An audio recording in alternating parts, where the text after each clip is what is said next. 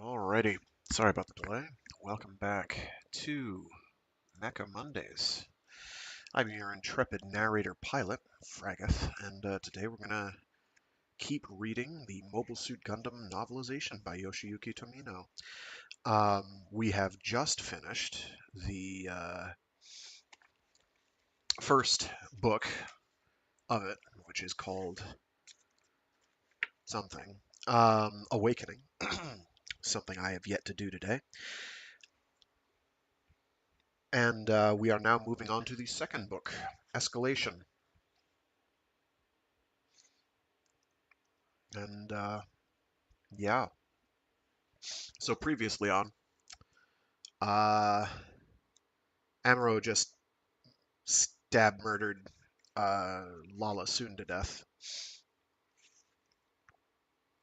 and had a great new type connection, empathic new type connection with her. Uh, so of course it had to end in tears. Um, we'll see about the knock-on effects that that particular killing had. So note that unlike the TV series, Amuro is an enlisted man who has been through training to very much kill people. He's still very young, but unlike the TV series where he's a civilian that gets kind of roped into it all, he is an enlisted person. And now, well, he might have some doubts about everything. He didn't set forth to kill her. It was more reflexive than anything because she's shooting at him, he's shooting back. Um, and so on and so forth. Would that Amuro only knew the knock-on effects it would have with his relationship on his relationship with Shar Aznable. Uh, I doubt that could ever culminate in Shar eventually growing so uh,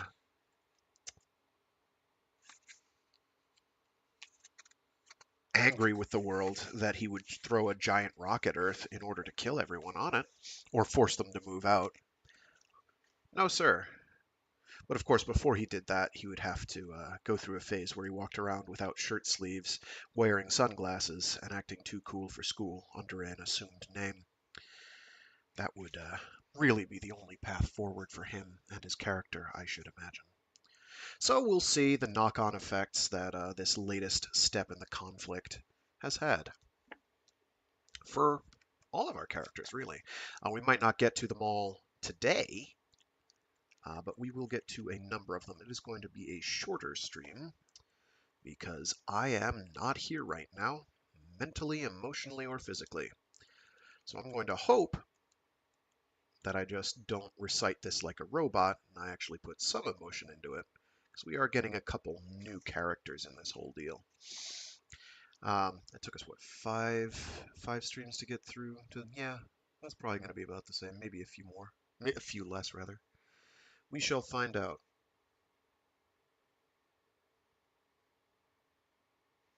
I think this is the book where we learn more about what life on the ground as a Zeon citizen is. I really hope so, because that does get touched on.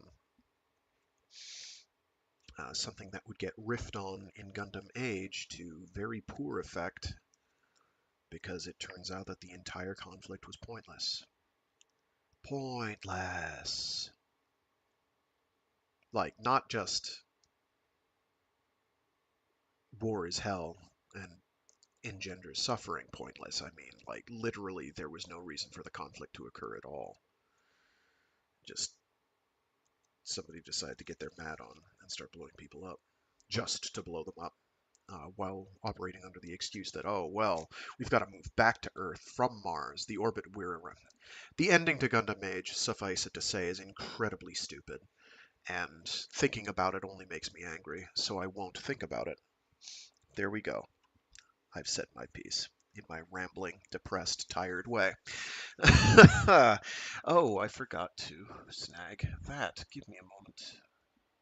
So this is from the cover you're seeing here is from the most recent edition of the Mobile Suit Gundam novelization localization that I know of. Um, I don't know offhand when that was published first. The one with the red cover. Uh, it's within the last 10 years, I'm pretty sure. But I'm not 1,000% positive. The edition I have is the one with the silver cover, and that's from like the early aughts or late 90s. Early aughts. This is claiming 2004. So um, originally they were published in 3 separate volumes, and those were under a rather different translation, which was pretty ratchet. But ever since the 2004 edition, it has not been that way. Okay, let me. Why can't I find this? What is going on? Ah, there it is. I am merely blind.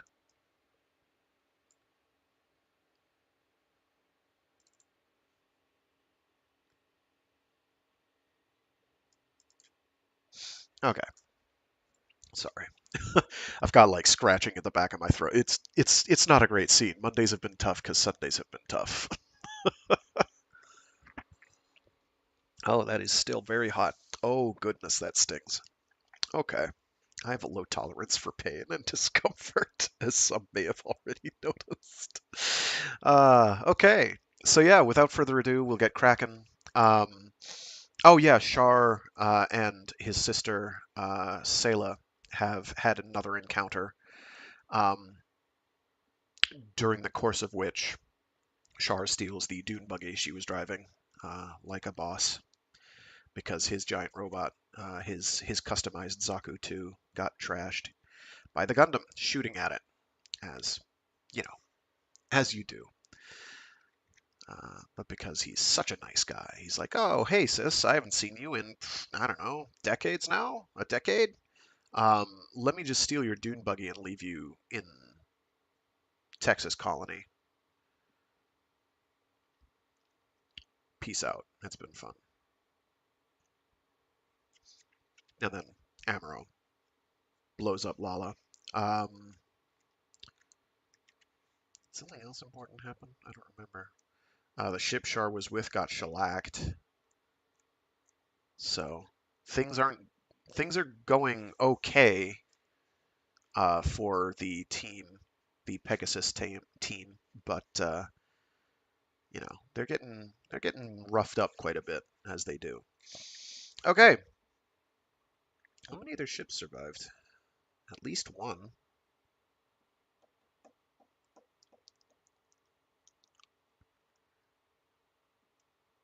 Oh, both the Saffron and the Cisco lived. Okay, cool. Which are the 2 escort vessels that were with the Pegasus, which is the white base for anyone who's seen the original series and remembers that. Alrighty, so yeah, without further ado, we'll get cracking. From what I remember, this particular volume is this middle act is pretty laid back. There's fewer of the action sequences, and it's a bit more reflective. But it also means that there's a lot of time to reveal facets of the world these characters live in, which is always nice. I want to say by the end of this, um, Char will have gotten his mid-season upgrade. Um,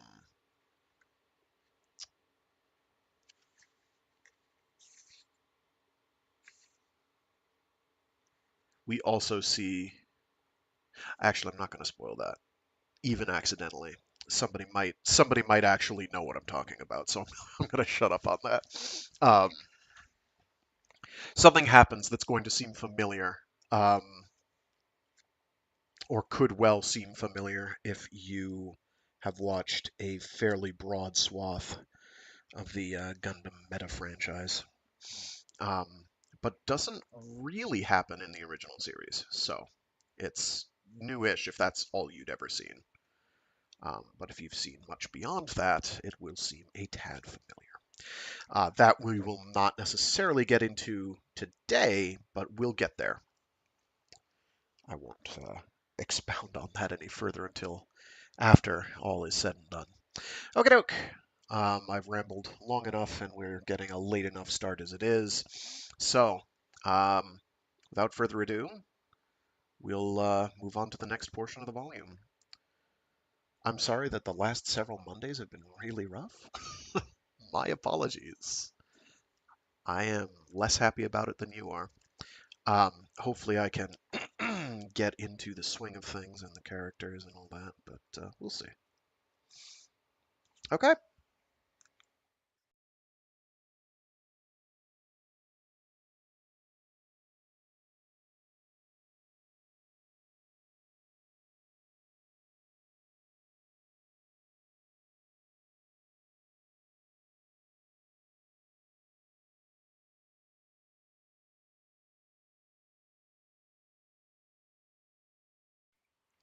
Volume 2, Escalation.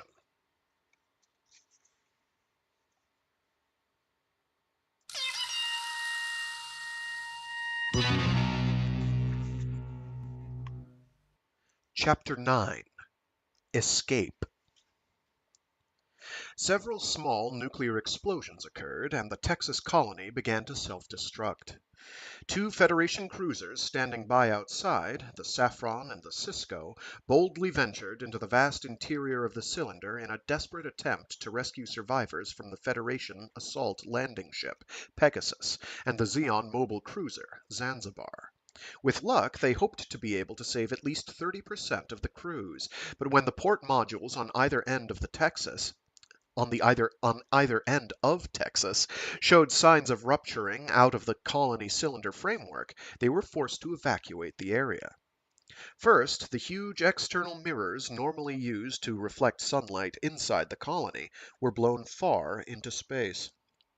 Then, when the final blast came, an enormous ring of light spread out from the colony, overtaking the mirrors and illuminating the drifting debris and fragments of other old colonies throughout the entire space shoal region known as the Texas Zone. The light was visible far away, and seen by both the forces of Rear Admiral Caecilia Zabi of the Principality of Zeon and General Revel of the Earth Federation. Commander Shar Aznable survived, but his Zaku mobile suit was destroyed inside Texas, as was Zeon's state-of-the-art mobile armor, the Elmeth Bits system, and its new type pilot, Lala Soon. In the Elmeth, Lala had willed the remote-controlled bit units to attack and annihilate the pride of the Federation, the Gundam mobile suit, but merely succeeded in inflicting heavy damage on it. Its pilot, young Ensign Amuro Ray, managed to flee the narrow confines of the colony in the Gundam's escape capsule, the Core Fighter. After achieving inertial speed, he soared through the danger zone and made a beeline for outer space.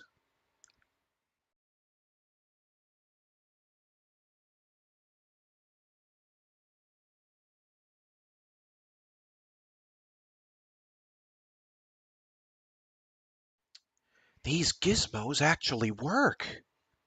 Gizmos. If the power failed on a core fighter, Amuro's instructor, Lieutenant Ralph, always used to say, its instruments would be about as useful as sunglasses in a cave at midnight. They would let you know if you were facing front or back, but that was it. To survive in space, real pilots relied on their eyes and their gut instincts. If the power fails, your instruments are as useful as sunglasses in a cave at midnight. There's repetition here. You're probably getting that. How nostalgic the words now seemed. Lieutenant Ralph, look! The gizmos are working! Look how well the core fighter's made! Amuro knew he had performed the right check procedures before escaping from Texas. The Zanzibar and the Pegasus had both blown their main engines, and the Elmeth had been destroyed, and in the ensuing explosions the Gundam's main fuselage had begun to melt. He had instinctively activated the core fighter escape mechanism, but he wondered if some residual consciousness from Lala Soon might not have affected his judgment, even his mind. He remembered the colony walls flashing by on either side the instant his core fighter had exited Texas. He remembered the blurred shape of either the Saffron or the Cisco. He remembered seeing the actual moment of escape and the system operating as it was supposed to, and he remembered Ralph's comments about the instruments. But that was all.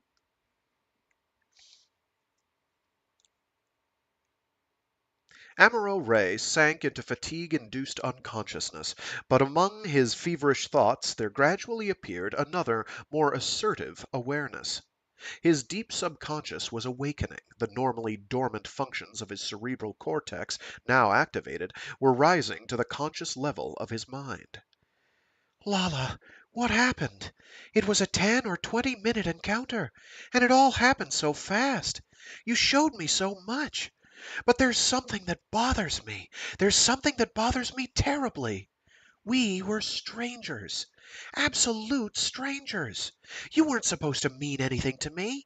So how could we possibly have understood each other so well? Is it because you were a new type? A new human? Someone supposed to symbolize mankind's potential for a universal renaissance? And me? I may have better than average intuition, but I hardly think I'm a real new type.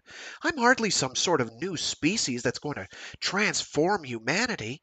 Frankly, I don't believe that stuff for a minute. Lala, the whole thing's crazy. I don't know you any better than my childhood friend Fra Bow, or even Salem Mass, but our minds seemed to fuse, to resonate. It felt as if we both glimpsed a way mankind could possibly evolve. But wait, no, maybe it wasn't just us. Maybe it really was part of that universal awakening people talk about, the new human renaissance that's supposed to happen someday. It makes me exhausted just to think about all this. I'm tired. I don't need anything now. I'm just going to sleep. That's all I want. To sleep. To sleep. The whole thing was too painful. I know you felt the same despair I did. Look what happened to us.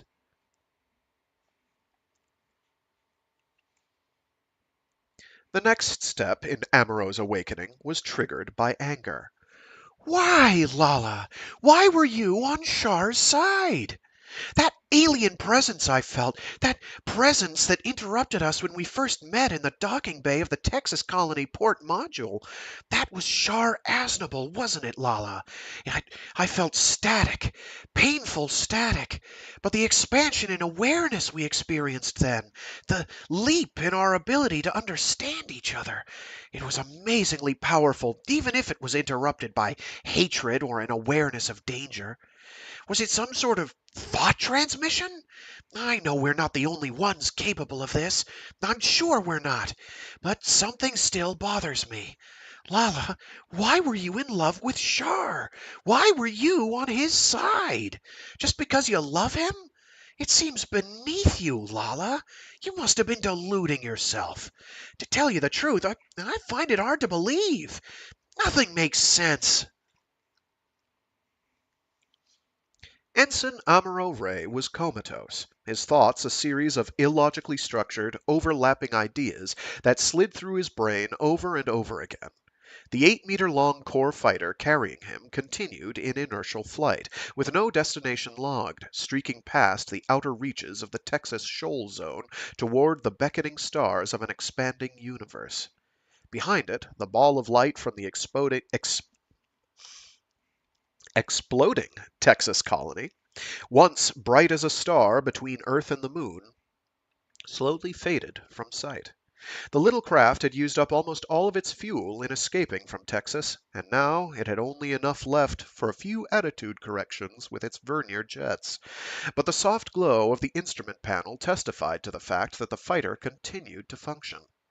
In reality, however, the only operation regularly executed was an intermittent oscillation of a 360-degree identification laser sensor, and the time limit was slowly running out on the pilot life support system.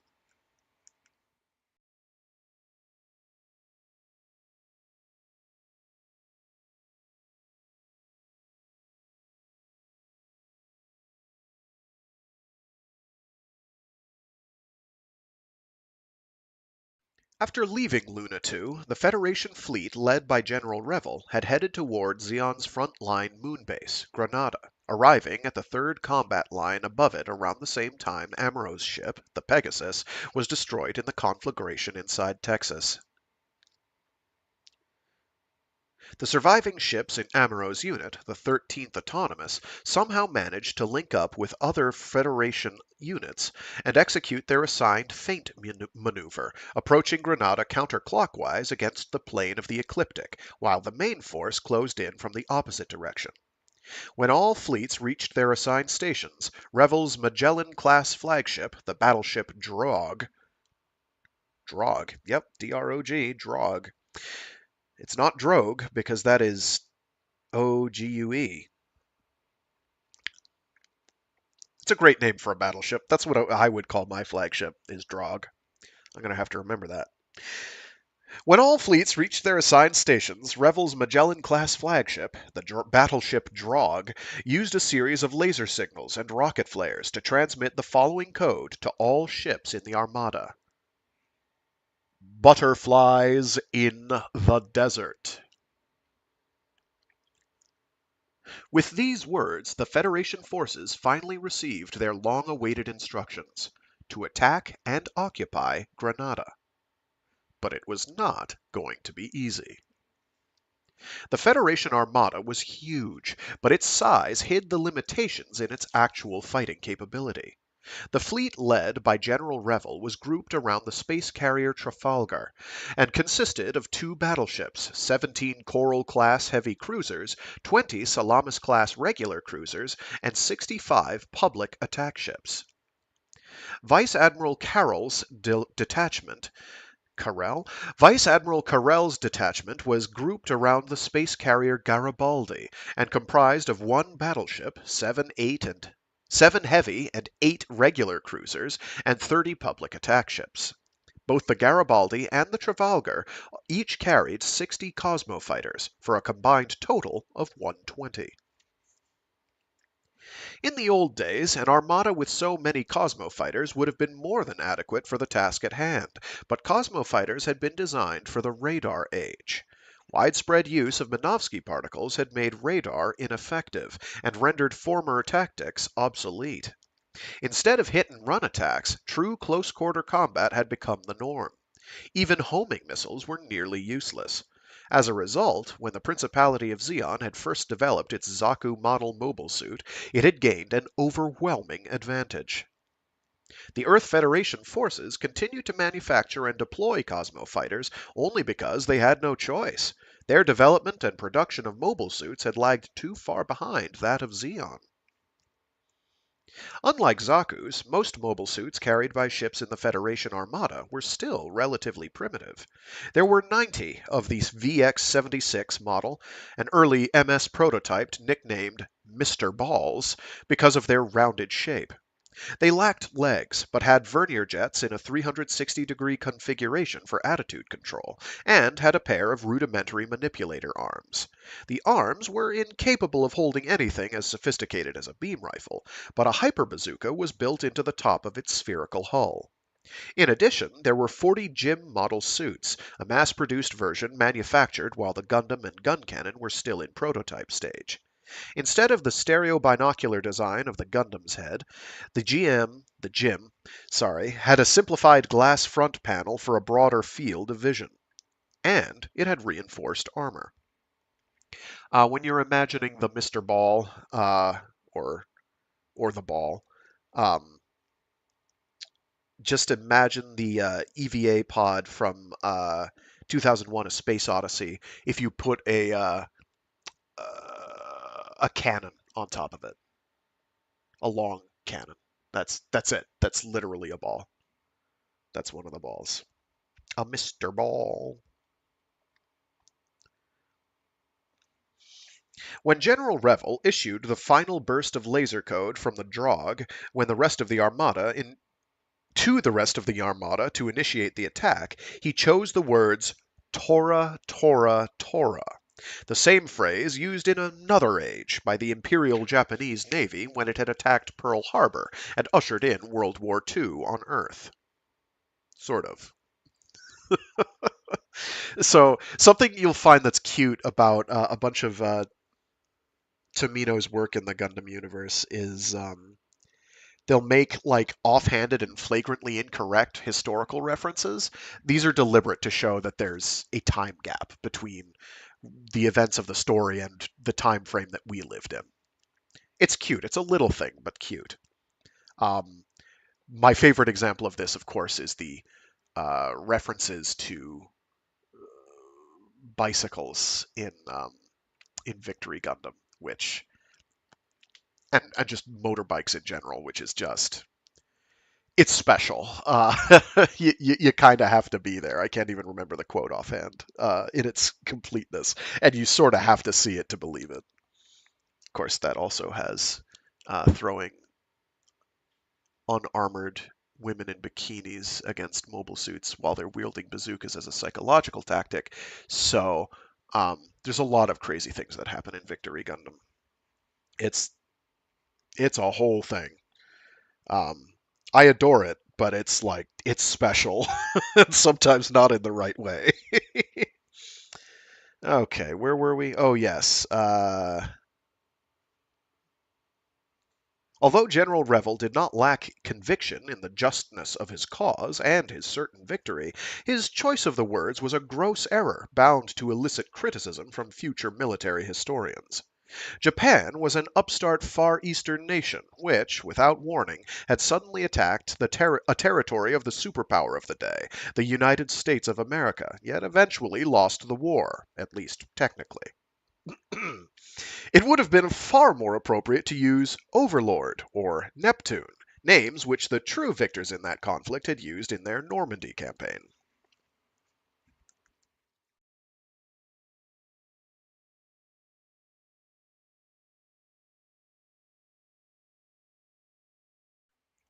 Um, for more on the technically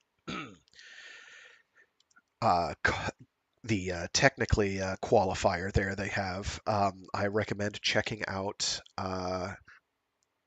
I can't remember the name of it. What is the name of it? I have it. It's not within my line of sight. It's Jesus. Give me a sec. Just had it in front of me.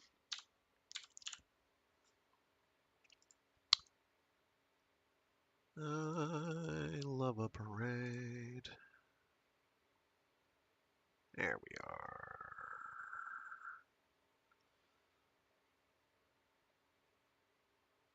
Nope, that's not it. Where are you? No.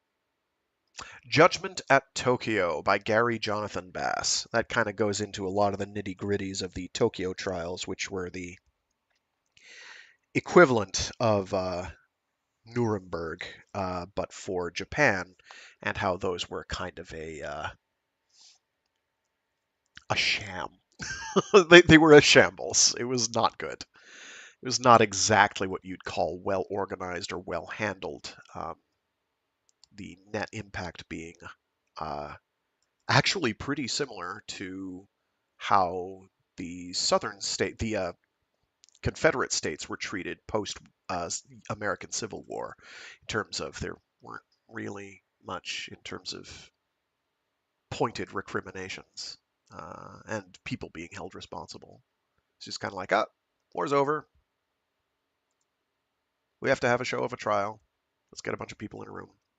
It's much more nuanced than that, but suffice to say, there's, I think, still a statue of Emperor Tojo floating around. So, anyway, digression over. Just recommending good books. The main Federation force under General Revel's command accelerated to maximum combat speed, followed 8,500 kilometers to the rear by Vice Admiral Carrel's detachment. Actually, there's only one R. Carroll. Vice Admiral Carroll's detachment, which entered Moon orbit from an angle of 60 degrees and began descending toward Granada.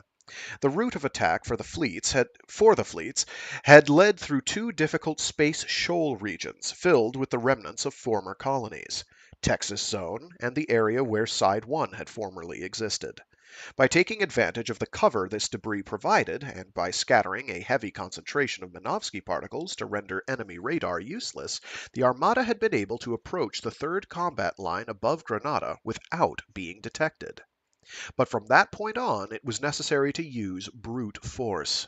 Using laser search beams, the Zeon defenders on Granada had already detected the Armada, and gathered their forces in near the moon base. They were prepared to make a major show of resistance. So, Granada, yes, Granada is the one that's actually on the moon. They've got ones that are elsewhere, but Granada is the one on the moon. This is kind of important.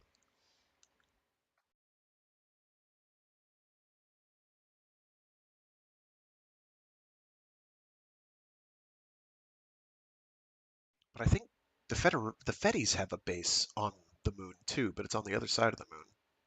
I might be misremembering. Never mind. The moon is big. Rear Admiral Caecilia Zabi, the commander of the Granada moon base, was worried. Still no further word on reinforcements from Supreme Commander Girin? She asked the Vice Admiral next to her. No, Your Excellency, he replied. I've been trying to get word from our Aboaku space fortress for the last 3 days, but they keep saying they can't spare any forces until they know Revel's exact route of attack. Technically, the flag officer outranked Caecilia, but he had to be circumspect. She was the daughter of Sovereign Degwin Zabi, the nominal ruler of Zeon, and thus had absolute decision-making authority as far as he was concerned. Caecilia tugged on her veil-like mask. Well, what about Dozel on Solomon? Revel's obviously going to ignore Solomon. Have Dozel muster his forces and attack him from the rear.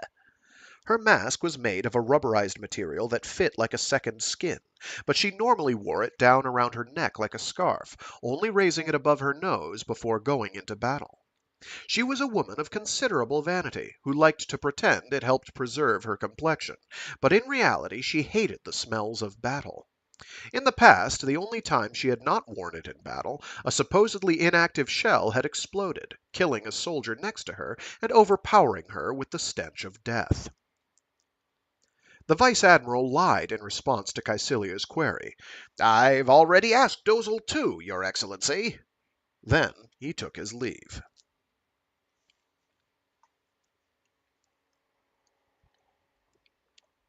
And then it happened. The 65 Federation public attack ships under General Revel's command blanketed the space over Granada, firing missiles that emitted emitted a powerful electromagnetic field capable of diffusing enemy beams. It was an extension of the same technology in radar-absorbing Minovsky particles. The field remained effective for several minutes, and, although incapable of diffusing 100% of all beams fired from the ground, for all intents and purposes, neutralized and scattered the electrons in them.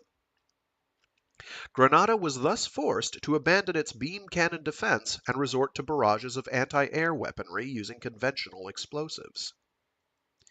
60 Federation Cosmo fighters next slipped through Granada's defensive fire and began their attack, while the public attack ships assaulted the base with air-to-ground missiles. Then, we're talking about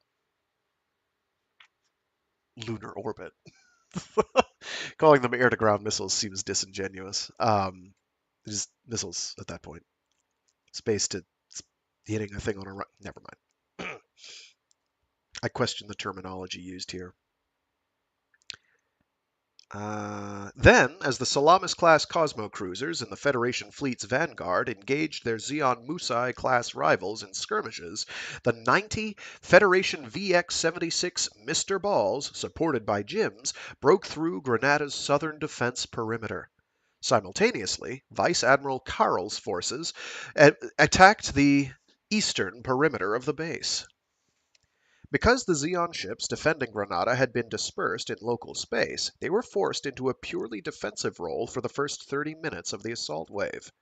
But then Rear Admiral Caecilia Zabi, who was in charge, made a quick decision. Give the order to retreat, she commanded. But let it be known this doesn't mean Revel's beaten us. Tell headquarters Granada was lost because Giran vacillated in sending reinforcements. One more diversion and we could have easily repulsed the enemy. Thus absolving herself of all blame, Caecilia boarded the Zanzibar-class mobile cruiser Swammel and abandoned Granada. Under normal Zeon military tradition, she would have been required to defend the base to the death, but both she and her brother, Supreme Commander Giran Zabi, had agreed in advance on a secret fallback plan. And in reality, her immediate decision was influenced less by this plan than by the emotions of the moment, by a burning desire to live and eventually confront Giran. On the Federation side, the conquest of Granada was only part of a much larger strategy. The captured base gave their forces a beachhead on the back of the moon from which to attack the heartland of the Principality of Zeon. Appropriately, they named it FS, or First Step.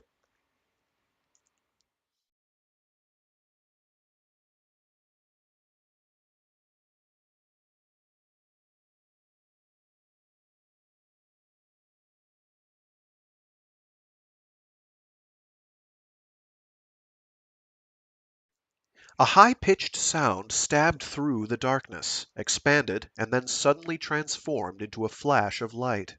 It was not a horrifying flash, such as might accompany a nuclear explosion, but the gentle brilliance of a flare in blackness, the type of light that penetrates to the but the gentle brilliance of a flare in blackness, the type of light that penetrates to the corners of the mind and then quickly fades into nothingness, usually accompanied by a trilling bell and a little lightning bolt symbol. Just new type things. Every time a sound arose from the distance, the light would flare in the darkness again. It was like the light a new life might encounter on emerging from a long period of gestation in the womb. Amuro Ray's consciousness was slowly awakening. Why, of course. Mother, you were really unlucky. I know you were one of the privileged few to obtain permission to live on Earth, and I know it was mainly 'cause Dad was a well-known side architect. But living on Earth spoiled you. It made you unable to adjust to the idea of living in space, and it made you refuse to join us. I wish you could have joined us. I don't know anything about marriage, but couples are supposed to help each other, right? Maybe Dad didn't love you enough, Mother. Maybe he really just lived to build more sides in space. And maybe he treated you like his personal maid or something. But, Mother, what about me? I was your son. I was involved in all this, too. I remember it as clear as day. I was 5, and it was fall. October 28th, to be exact. That's when Dad took me away from you. You kissed me on my left cheek, and I started to hate you. I didn't want to be a little boy anymore. I wanted to be a grown man. I hated Dad, too. I hated Dad for not being nicer to you. But if you had kissed me for just a few more seconds, Mother, I would have loved you. You were so stiff and formal. It made me think it was better to be with Dad. Why couldn't you come with us into space, Mother? Was it just because you didn't like the idea of living there? Or were you in love with another man? You were, weren't you? That's why I left with Dad and didn't cry. Another flare of light followed a far-off, high-pitched sound. For a minute it seemed to Amuro that it was Lala Soon's voice. But then he couldn't hear it any more. Sounds like somebody needs a little therapy. That really, you can sum up much of the Gundam stories as somebody could have really stood to have a little therapy or at least someone to talk to and just kind of didn't. The opportunity was not afforded them, or they refused it. Usually it's the former, because they've got a plot. They've got 50 something episodes to get through. It's a 1 year commitment. Bop, bop, bop. We're going to bang through that sucker. Uh, you know, just broadcasting things.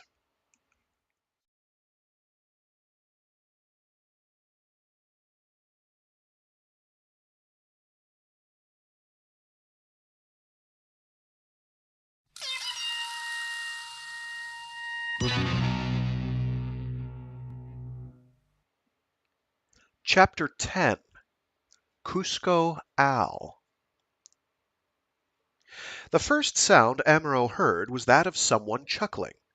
It seemed to continue forever, but he could also make out the words, "You mean the kid?"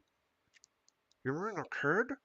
He had no idea what was so funny, but in the process of trying to figure it out, he began to regain consciousness. It helped, perhaps, that the voice belonged to a woman. It had a rather suggestive sound and was infinitely more pleasant than the gruff tone of the man who interrupted her. His words were hard to make out, and merely part of a whispered conversation in the darkness. "Why not?" said the woman, giggling, but using a different tone. "Don't you think he's kind of cute?" "Because we have rules against it." The man seemed to be cautioning the woman against something. Amuro tried to open his eyes, and watched a light fixture directly above him gradually come into focus. It was the type of light he'd seen a lot in the last 2 years, a fluorescent panel covered with protective mesh. I'm missing all kinds of important. It's like I'm. Never mind. It's like I'm rereading Moon is a Harsh Mistress all over again, and I'm just. Never mind. A fluorescent panel covered with the protective mesh favored on military spacecraft. "I wonder if this is a military ship," he thought, as his conscious mind began to reassert itself. He blinked several times. Aware of a woman's presence, he felt a little shy, but he wanted to know where he was. He tried moving his body for the first time, and a face peered down at him, blocking the light. "Can you hear me?" The voice that sprung from the lips was bright and unaffected. "Yes," he answered, hoarsely.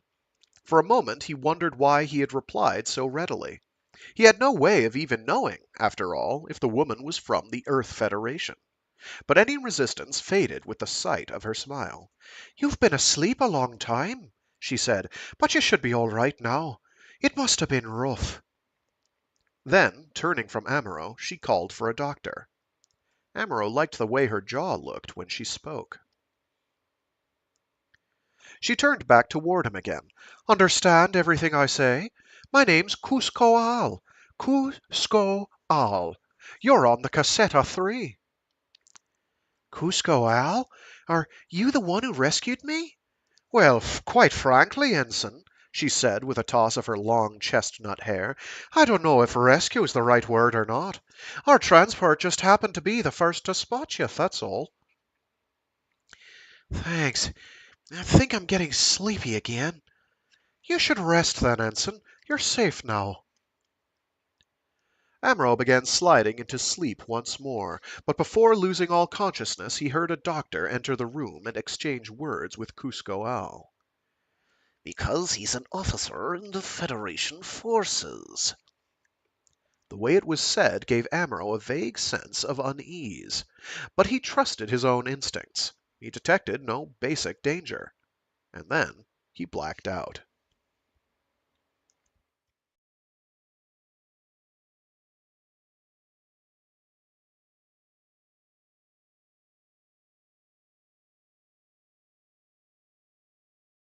Later, Amaro would only remember a dream of his mother, Kamaria Ray. She was still living near his old home on Earth, but the war had involved her too. She was lying naked in bed, wearing a Red Cross armband, next to a man he had never seen. Amaro, wearing his pilot suit, was standing and staring at both of them. He felt strangely dispassionate, but since his mother was married to his father, he wondered why she felt no shame. "You shouldn't wear a cross on your bare arm like that, Mother," he said. "It doesn't seem right, somehow." His mother's eyes showed no sign of anger, but her lips formed a little smile that seemed to say he was an unwelcome interruption. "It's your life to do as you please, Mother, but you ought to listen to your son once in a while." He turned his back on her and the man and began walking away. His pilot's suit seemed heavier than ever. His boots had lead in their soles, and with each step they felt heavier and heavier. 5 6, 7 steps, 12, 13. When he reached 23, he was no longer able to raise his feet off the ground. And then it happened. From his mother's bed in the shadows behind him came a scolding voice. What an ungrateful child you are! I didn't raise you to talk like that to me! What do you mean by raise, Mother? You didn't raise me. Even Dad was too busy with his work to raise me. I raised myself. Amuro wasn't really sad when he said it, but he wept anyway. Then he was hundreds of kilometers away from his mother, but she came running naked after him, her hair all disheveled. "Don't come near me!" he yelled, trying to flee. "You're unclean!" He began running again, but the more he ran, the more leaden his feet became. He donned his pilot helmet and activated the sun visor in an attempt to block out all sight of her, but when he did, the sound of his labored breathing became a roar in his ears. "Help! Help! I can't breathe!" he screamed, groping desperately with both hands at the surroundings he could no longer see. Then someone's hand took his. It was warm, and he somehow knew it belonged to the blonde Comtech recruit who had been with him on the Pegasus. "Sayla, is that you?" he asked.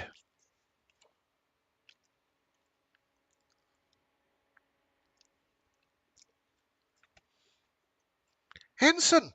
Ensign!" At the sound of the words, Amuro's eyelids fluttered open. It wasn't Sayla, but Cusco Al. His guard instinctively went up. His guard instinctively up, he cursed himself for having fallen asleep again without verifying his rescuer's real identity. "Thanks," he said, smiling. "I feel better now." At Amuro's confident reply, Cusco Al tossed her long chestnut hair again and smiled. But Amuro detected another wavering thought behind her surface expression and sensed danger. She responded to him too quickly, too precisely, as if she already knew too much about him. "What am I feeling?" His mind began groping for an answer, but he tried to tone down his impulses. He would have to be careful. He knew nothing about her, and it would be better to feign ignorance if there were a threat. "I was dreaming," he said. "It was frightening, and it was obscene." "Obscene?" Her pretty gray eyes narrowed as she stared down at him.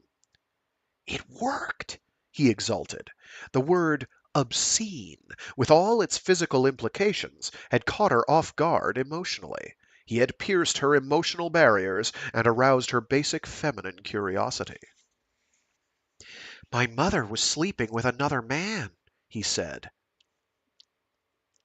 Cusco Al was at a loss for words. The peach-fuzzed, innocent-looking young ensign in front of her was certainly not yet 20, yet he spoke in a self-confident manner that belied his youth. No ordinary Federation pilot would speak in such casual terms about their mother to a virtual stranger. He was either an utter fool or... "You've been through some hard times, Ensign," Cusco said. "You'd better forget the nightmares." "Thanks. Actually, I'd like to speak to the ship's captain, if I may. Would you call him for me?" With the aid of the doctor, Amuro checked himself from the top of his head, down his neck and back, all the way to the toes of his feet. He was all in one piece, and he felt no pain. For a moment he wondered if his memory was intact, but then he began to remember what he wished he could forget: the entire battle on Texas. What of his fellow crew members on the Pegasus? What had happened to them? It was too painful to think further, so he brought his attention back to Cusco, in front of him, just as she put down an intercom phone and said, "The captain will be here to see you any moment, Ensign." After muttering his appreciation, Amuro gingerly raised himself up on his elbows. Luckily, the Cassetta's artificial gravity was only 1/3 that of Earth's, for when he moved, he felt enormous fatigue throughout his body, especially in his joints. He had worn his pilot suit too long. Where's this ship headed? He asked. Side 6. We're scheduled to dock at Balda Bay. But be careful when you move like that. You okay? He couldn't tell if the concern expressed was real or merely a technique to get him to let down his guard, but the tone of her voice had suddenly changed. I'm fine. It wasn't a direct hit. By the way, what happened to my capsule?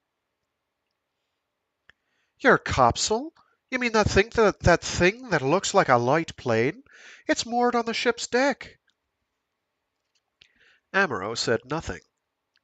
He knew he had made a major mistake in letting them get hold of his core fighter intact. He had referred to it as a capsule because he didn't yet know who Cusco Al really was, and needed to hide its true function from her. The escape capsule was far more than it seemed. It could operate as the Gundam's cockpit module, but when configured independently, the dozens of vernier jets on the wing-like protrusions on its top, bottom, and sides made it highly maneuverable. It was called a core fighter because it could also function as a fighter. The problem was that there were several exposed joints on its external skin, joints that connected to the Gundam's control system. An expert seeing these would instantly realize what the capsule's true function was. An unknown ship picked me up while I was unconscious. For Amuro, the unthinkable had happened. What would he do if his rescuers were really flying a Zeon flag and his core fighter had already fallen into enemy hands?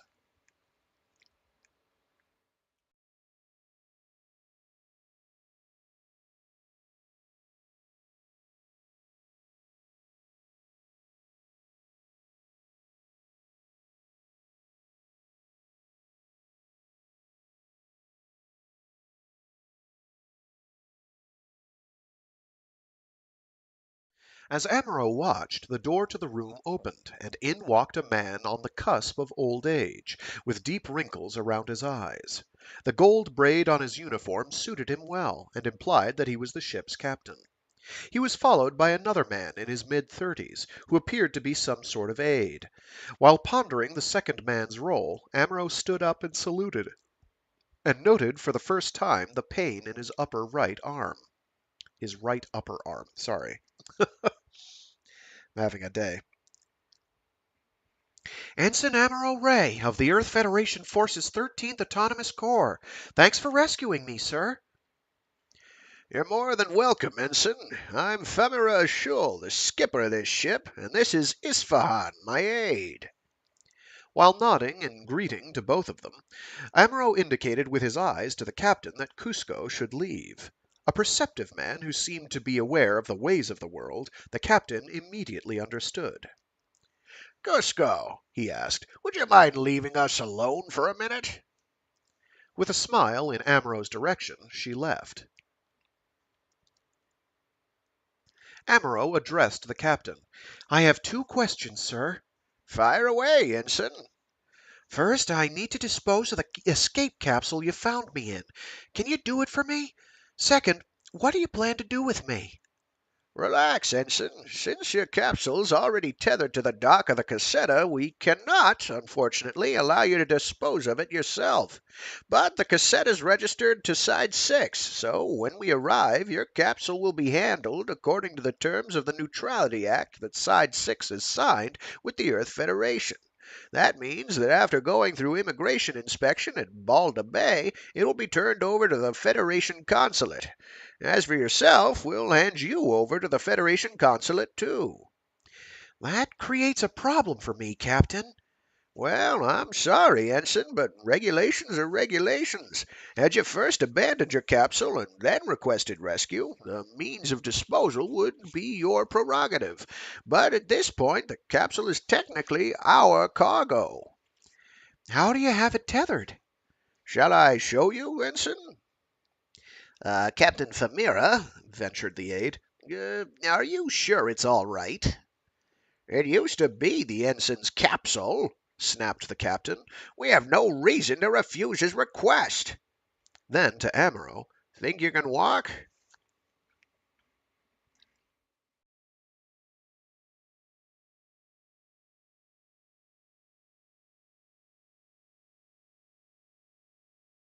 Lift grips were used in weightless areas of the Cassetta 3 to transport crew members. Handholds moving on guide rails built into the ship's walls, they could transport a single person at speeds from 2 to 7 meters per second, but it took quite a knack to use them. One had to start swimming horizontally parallel to the grips, and then grab onto one with the right arm to be pulled along. In places where there was a break in the guide rails, transfers were tricky. It was necessary to slow down 2 or 3 meters in advance, minimize all inertial movement, and then, after double checking the position of the next grip to be grabbed, make the body swim straight toward it through the air. Accidentally bending a knee would create a different movement vector and make the connection impossible. Amuro hadn't used a lift grip for weeks. He grabbed the third grip after Captain Famira, following Isfahan and Cusco Al. For the first time he noticed Cusco's shapely figure. She was wearing denim pants, and she turned and smiled broadly at him. You should see your capsule out the hatch window over there, Ensign, Captain Famira said. Amuro's view was blocked by the captain's enormous rear end in front of him, but he took his hand off the grip and let himself float up by the man's left side. Sure enough, through the 30-centimeter square hatch window, he could see the expanse of the ship's upper deck, and, on the starboard side, his core fighter tethered with wire cables. The canopy was bent and the right wing almost destroyed. The fuselage seemed to have cracks in it. While checking his craft visually through the narrow window, Amuro also scanned as much of the Cassetta's deck as he could. In the shadow of a container on the left side of the deck, he saw several people dressed in normal suits, the term used to describe spacesuits ever since mobile suits were developed. Since the ship was a transport soon to dock at Side 6, there was nothing intrinsically odd about a few workers outside, but the fact that there were so many of them, and that they were in the same area of the deck where his core fighter was tethered, confirmed his worst fears. They were either Zeon military men or somehow connected to the enemy, he concluded, and one of them might have already entered his core fighter cockpit. Pretending to be greatly relieved, Amuro turned to Famira and smiled broadly. I can't thank you enough, Captain. I can't tell you what it means to me to be able to tell my superiors in the Federation that my capsule's right next to me. I frankly feel as relieved as you do, Ensign. As soon as we disembark on Balda Bay, someone from the Federation forces normally comes to interrogate us. It'll make it a lot easier for me if someone like you can vouch for us. Amuro smiled in response. If the Federation consulate requests it, the captain continued, I'm sure Side 6 will turn over your capsule right away. How long does it normally take to clear customs on Side 6? With luck, 2 days. Without it, 5 days to a week. So you've got to be prepared for the worst. Bureaucrats are the same all over the solar system. Amuro gazed out the hatch window again, and over the ship's prow saw 2 bright lights in space in the distance. They were clearly Side 6 colonies, and one, he deduced, contained the port called Balda Bay. A military ship could reach it in 15 minutes, but the Cassetta was a transport and might take another 2 hours. Take a look at this monitor, Ensign, Cusco said, pointing at a screen next to... Sorry? Take a look at this monitor, Ensign, Cusco said, pointing at a screen next to her. Like most spaceships, the transport had remote control external security cameras monitoring its outside decks, giving Amuro an even better look at his core fighter. The system worked well, and the screen showed a high-resolution view of the core fighter from above. When the cameras zoomed in for a close-up, shadows cast by the blazing sun were displayed with the proper exposure, and even details such as individual welds in the armor plating were clearly visible. Thankfully, there were no normal-suited shapes meddling in the cockpit. But still, Amuro sensed that something was wrong. He commented with veiled sarcasm, "The Cassetta's certainly well equipped to handle my capsule." The eyes of Isfahan, the aide, flashed angrily, and Amuro knew that the true nuance behind his remark had registered. He looked back at the screen. As a neutral territory aligned with neither the Earth Federation or the Principality of Zeon, Side 6 had been spared the ravages of the war, but its government leaned heavily toward Zeon.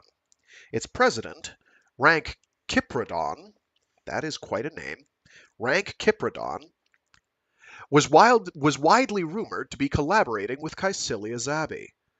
Amuro sensed, moreover, that the Cassetta 3 was in the enemy camp.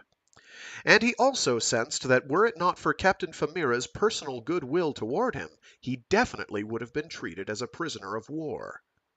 But where, he wondered, did Cusco Al fit into all this?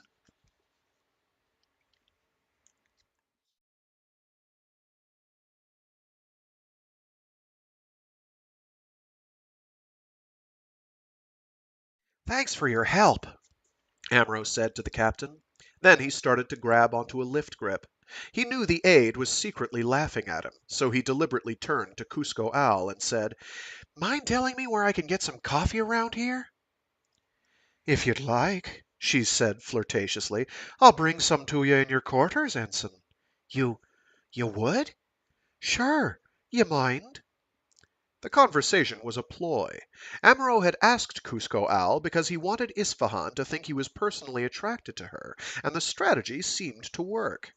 Isfahan smiled a thin smile as if to say, "Good luck, sucker," and went off with the captain. But what really surprised Amuro was that, although he had decided to use Cusco Al as a shield, she seemed to have sensed his intention and even tried to help him. For a second he wondered if she might even be a new type. Unlike Lala Soon and Shar Aznable, he felt no spark of intuitive understanding with her. "I'll just have to see what develops, and act as naturally as possible," he thought, resolving to keep his guard up. Yep, yep, that is indeed a fire truck, heading off to some emergency. Cool. As a cargo ship, the Cassetta 3 had a rather rudimentary self-service mess hall with around 20 tables. A large counter protruded from the kitchen into the hall, with trays and utensils piled on it. Coffee was served from a coin-operated vending machine stuck against the far wall by the counter. I wonder how a coin-operated vending machine would even work in 0G. I guess you'd use, like, pneumatics. Yeah, you'd probably use, like, air pressure to push the thing where it needed to go.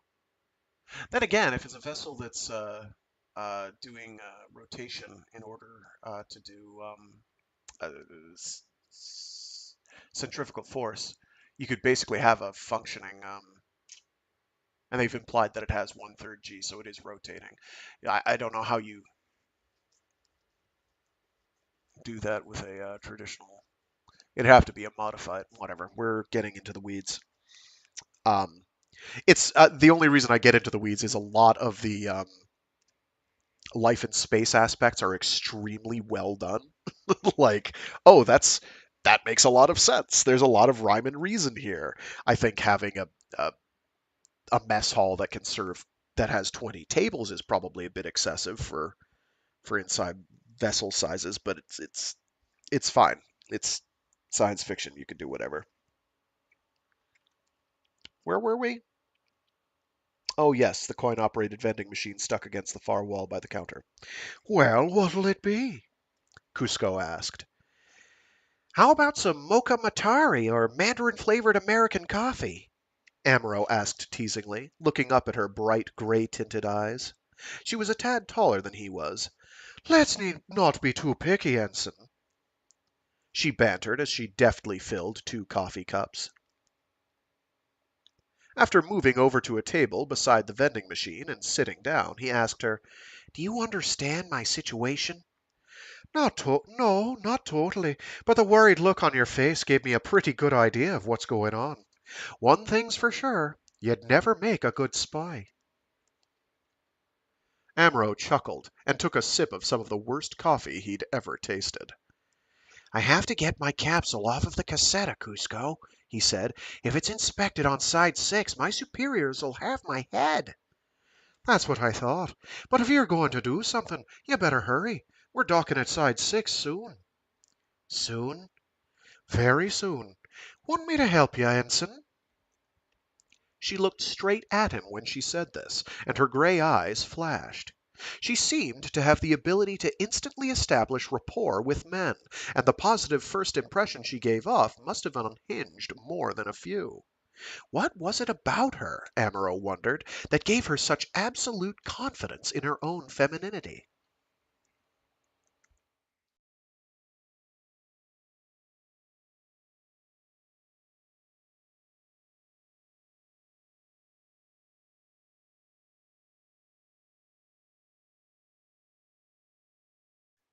Several minutes later, they were standing in front of a desk manned by the crewman in charge of the ship's normal suit lockers.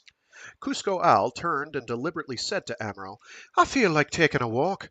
Want to join me for a look at the Side 6 colonies from outside the ship? We dock in 30 minutes, so we have to be back inside within 10. Then, turning to the young crewman and keeping a perfectly straight face, she said, We just want to take a souvenir photo. No problem, right? Sure enough, after cautioning them to strictly observe the time limit, he handed over 2 normal suits. From the deck of the Cassetta 3, Amaro could clearly see all 8 colonies that comprised Side 6. The 8th, which held Balda Bay, was one of the largest structures ever created by man. Its enormous cylinder, with giant reflecting mirrors unfolding on 3 sides, slowly rotated in space and was home to over 10 million people. He could already make out a string of lights forming a circle around the colony, much like lights around an Earth city at night, and he knew he was looking at the colony's industrial belt. Each light represented a module positioned out in space behind the central port area, around the central port area, and was either used for repair and maintenance of ships or for the manufacture of goods. Having been raised in space, there was nothing particularly remarkable about the site for him. His immediate concern was to find some way to dispose of his core fighter. For a general sense of perspective, when you're looking front end on or side end on of one of these von Braun cylinders, uh, basically you've got a round circle with like a bricky thing in the middle, surrounded by 3 big flanges that go out in 3 different directions. Which are the reflecting mirrors, which are reflecting light in. And these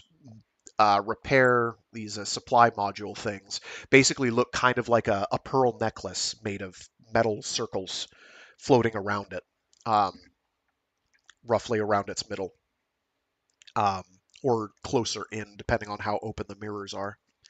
Um, I'll have to see if I can find an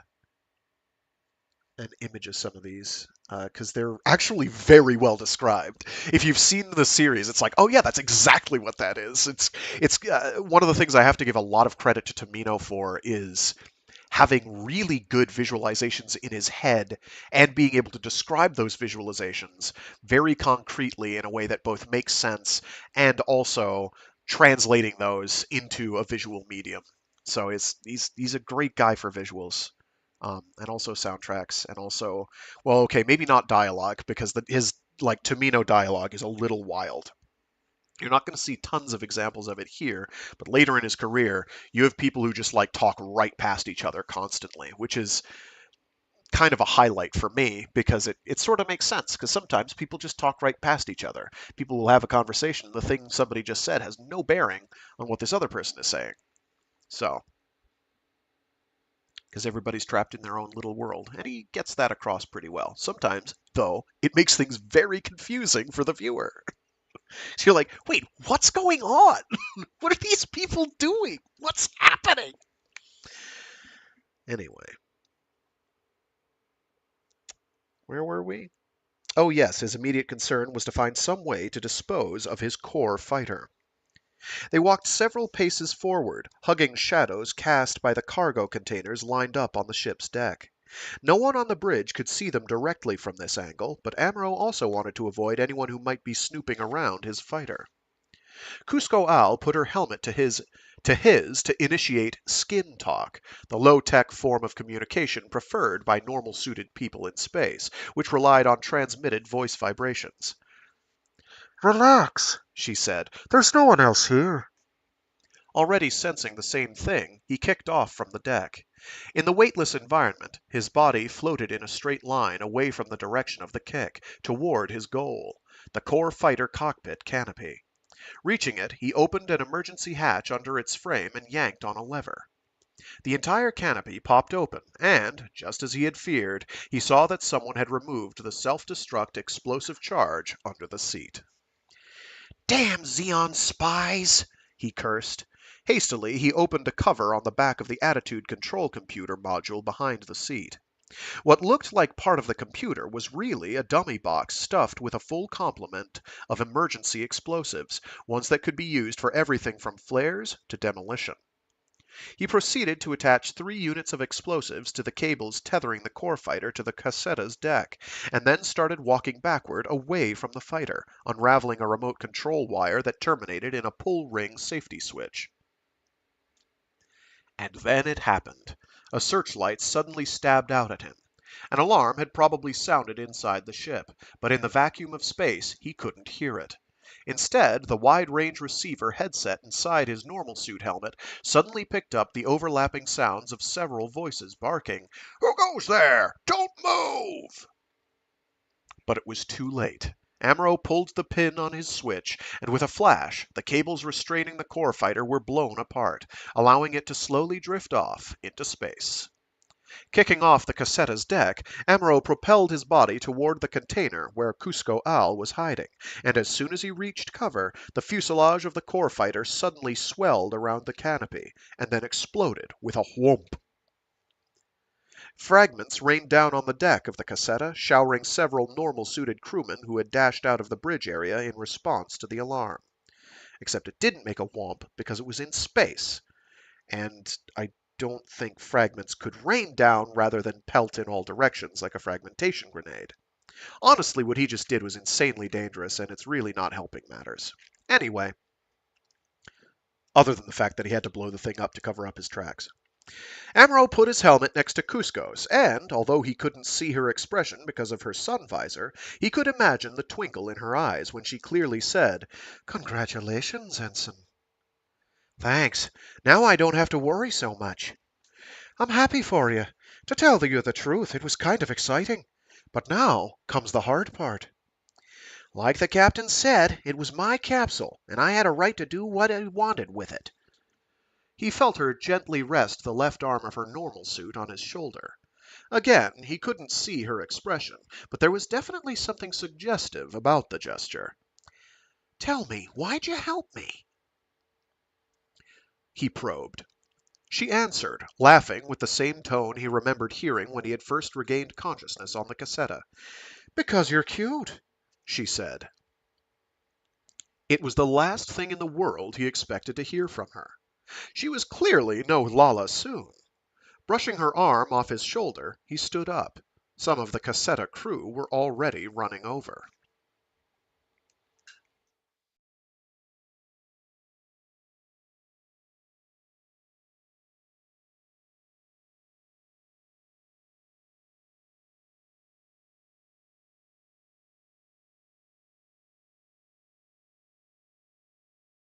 "Please go in, Commander," said the round-faced secretary with the charming smile outside Caecilia Zabi's office on Aboaku. I'm confident I'm pronouncing that correctly because I've heard it repeated enough. It's close enough. It is baffling to see Aboaku written out. It is capital A, space, capital B, lowercase AOA, space, capital Q, lowercase u. Aboaku. If that means something in addition to what it means contextually for Gundam, I am unaware of it. If it has some historical precedent. Shar stood up, wearing a brand new red uniform delivered only 2 hours earlier. Save for the fact that it was a little tight in the chest, it was quite acceptable. Given that it had been made by military tailors on a frontline base, it was nearly perfect.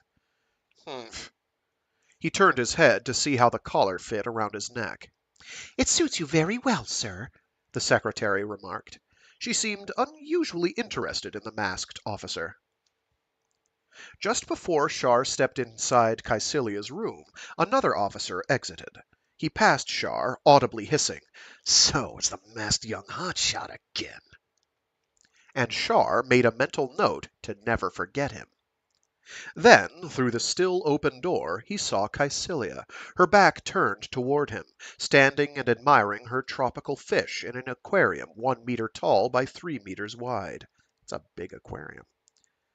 The tank held several varieties of fish, but it was dominated by a school of red swordtails, their scales flashing in the light. "You must be tired, Commander," Caecilia said as he entered. He walked directly over to the chair in front of her desk. As always, he kept his mask on. Ostensibly, it was to hide the disfiguring scar on his forehead and to protect his eyes, but he had an additional reason to wear it in front of her. He was afraid of being recognized because his foster father, Jim Barral, had often told him that when he was an infant, Girin, Dozel, and Caecilia Zabi used to play with him.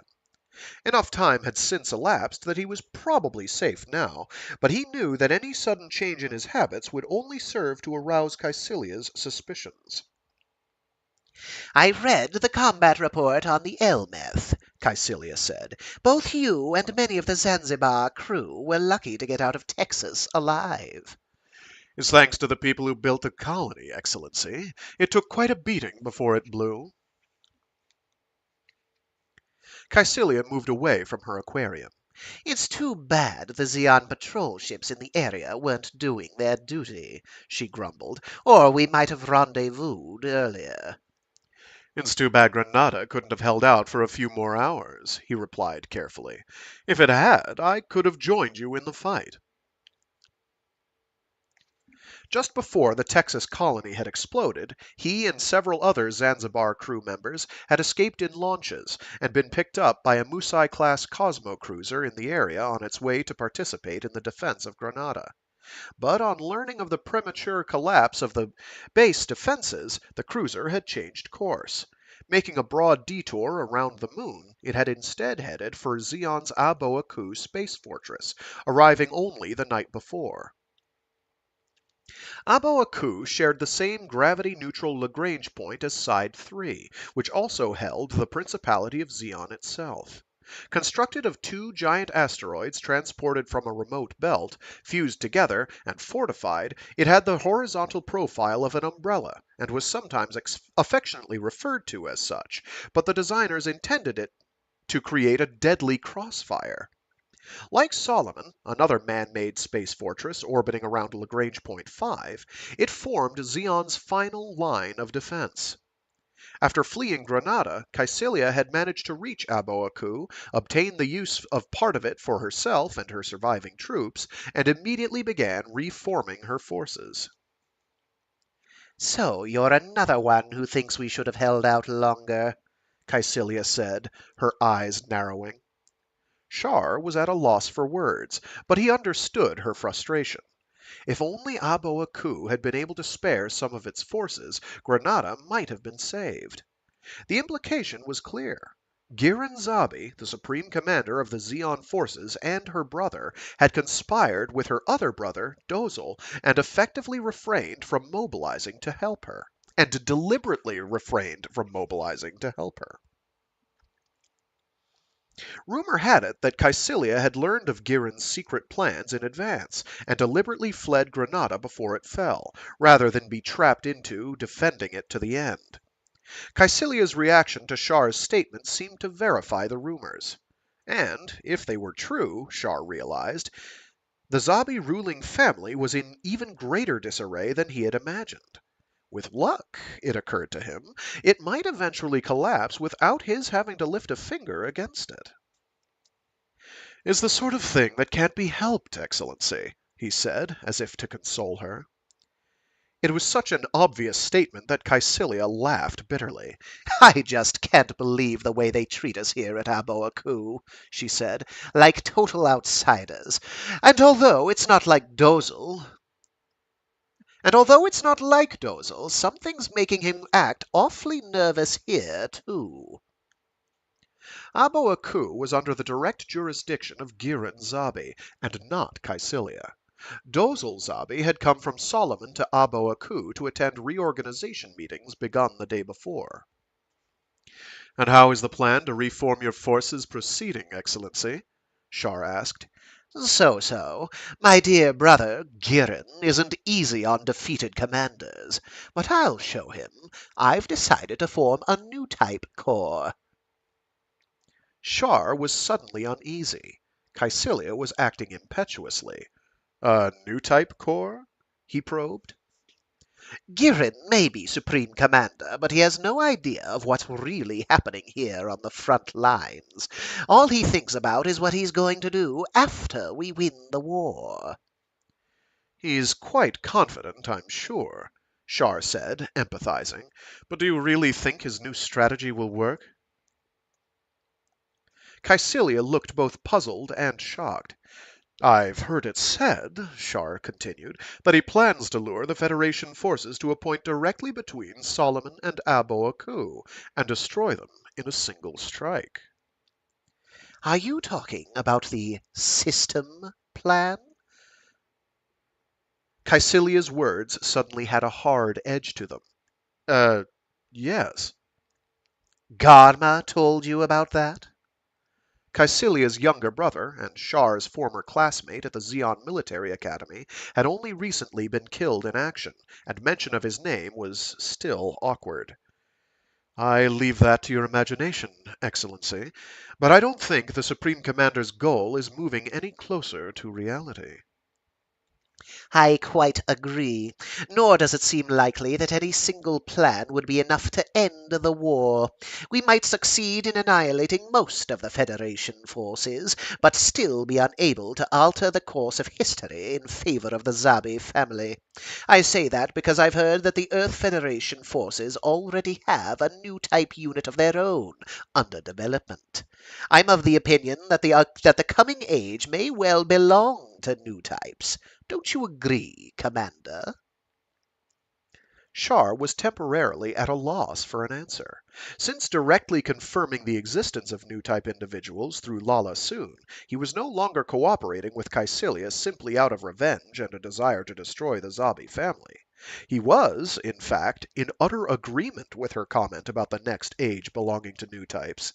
Making it come true had become his personal goal and ideology, but for different reasons. History clearly showed, he knew, that ordinary people were capable of resolving serious disputes only through war. New types held out new possibilities. He answered slowly, "A new type age. Yes, I think I can agree with that." What he meant, and what Caecilia was thinking, were totally different. But that wasn't his concern. It was currently in his interest to use Caecilia and the Flanagan Institute she controlled. It was to his advantage to go along with her for the time being. I thought you would, she said. That's why it's imperative for us to form a new type corps as soon as possible. "I understand, Excellency, but I thought Ensign Lala Soon was the only true new type we had available." Don't worry, I didn't pour all that money into the Flanagan Institute for nothing. It just so happened that when you visited them, you only encountered the girl. In reality, they have other new type troops fully capable of operating in combat situations. Caecilia pressed a button on her desk, intercom, and asked her secretary to send in a Commander Garcia Dowell. Dowell? Tomino names are wild. Commander Garcia Dowell. No, I like Dowell better. So it's Garcia. I don't know why my brain isn't letting that work, but that's fine. It's a Dowal. Dowell. Dowell? Dowell. Yes. Okay. Now that we've sorted that out, Caecilia pressed a button on her desk intercom and asked her secretary to send in a Commander Garcia Dowall of the Flanagan Institute. Then she stood up and turned back to Shar. I understand that you are on extremely good terms with Ensign Lala Soon. Excellency? Just like a woman, Shar thought. She would have to bring up exactly what he didn't want to hear. I was a little carried away by my youth, I suppose, he said in self-deprecation. Youthful ardor and kindness, Commander Shah, are the very qualities which suit you least as a professional soldier. He replied with a wry, forced smile. He recalled Lala and how, from the very beginning, he had never really thought of her as a military person. How, through a series of coincidences, she had accidentally encountered the pilot of the Federation mobile suit, Amuro Ray, and how her mind had reached a mysterious harmony with his, even in the midst of a duel to the death. Had she not been doomed, Shar knew her consciousness would have fused with that of the young MS pilot and reached even higher levels. The memory made him jealous. Maybe, he reflected, it was a good thing she had been killed. But he was also man enough to realize that if she truly represented the emergence of new types people had long talked about, then there might indeed be hope for mankind. The emotion that had surged between Lala Soon and Amuro Ray had transcended normal love between men and women. Their fused awareness had expanded and strengthened into a type of universal wisdom. It held out the potential of a unification and purification of human desire and intelligence, all at the same time. If only, he thought, if only it could happen to everyone.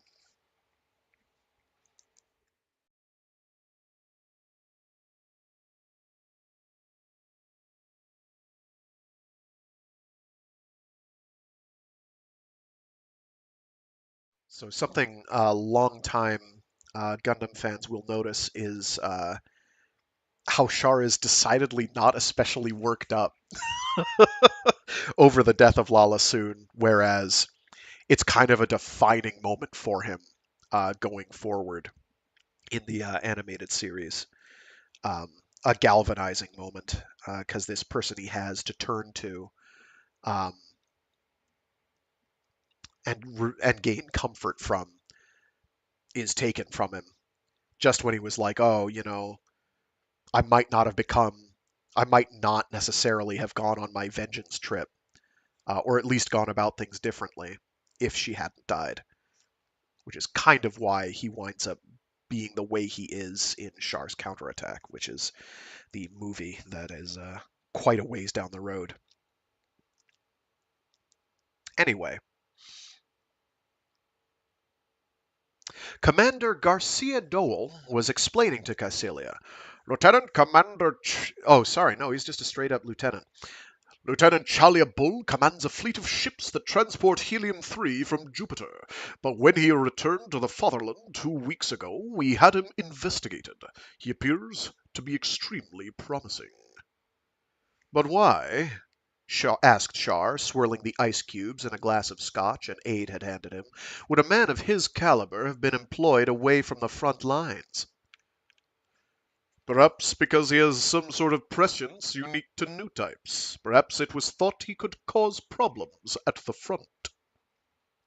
Garcia flipped through the file he held and began to read from another page, but Char stopped him. Don't you think it's a little odd that the Flanagan Institute, excuse me, I mean you, managed to stumble across him out of all the others being considered for investigation?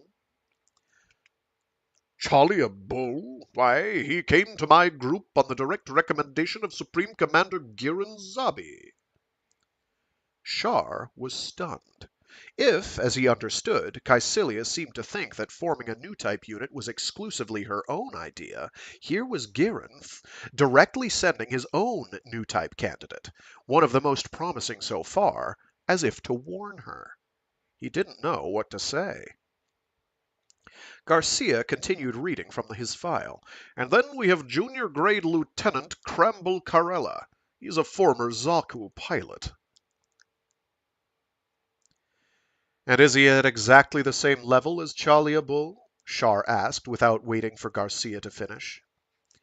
Yes, the same as I mentioned earlier, Garcia answered, suddenly serious now.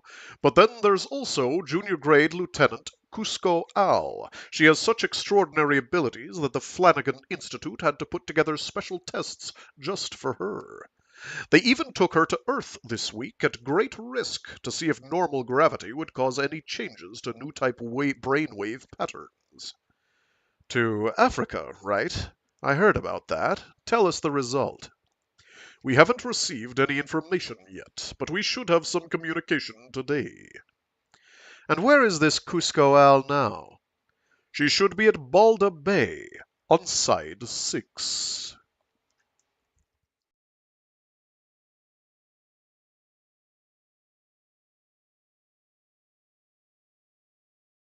The plot thickens. Side 6 had been designed with a temperate climate. There were some inconveniences associated with having 4 delineated seasons, but the rank administration believed people needed variety and stimulation. As a result, while no annual rainy seasons or typhoons were programmed into the climate patterns, heavier than usual rains and snow were randomly scheduled every 5 years or so. It was a humble human attempt to approximate the natural environment of the home planet, Earth. The first day Amuro visited the Earth Federation consulate on Side 6, a Lieutenant List Hayashida. Yep, I read that right. A Lieutenant List Hayashida offered him coffee and strawberry shortcake.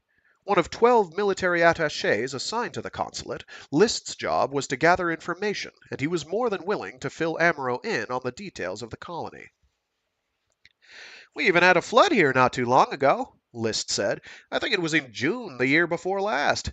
20 houses were swamped. It became something of a political problem. Houses swamped? It was an utterly alien notion to Amuro. Sure, it never happens on Earth. It never even happens on Earth anymore, but basically, rivers overflow their banks and water inundates the houses. Really?